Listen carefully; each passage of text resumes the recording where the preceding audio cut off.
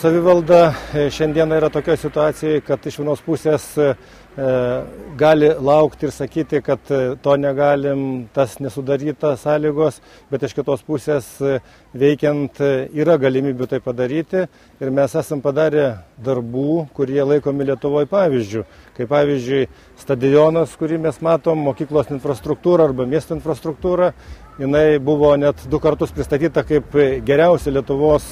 ugdymo infrastruktūra ir tai žinoma džiaugiamės, kad Ignalinos darbai ir veikla yra neblogas pavyzdys visai Lietuvai ir iš tikrųjų tai galima būtų plačiau pritaikyti visoje Lietuvoje ir negaliu taikstytis, kada pinigai skirstomi vyriausybės ministerijos kabinetuose siekti tikslam,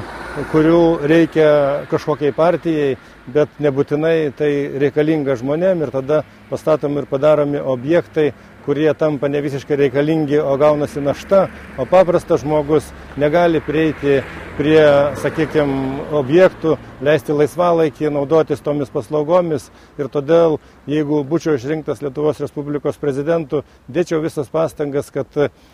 skatinti vietinės iniciatyvas, skirti jiems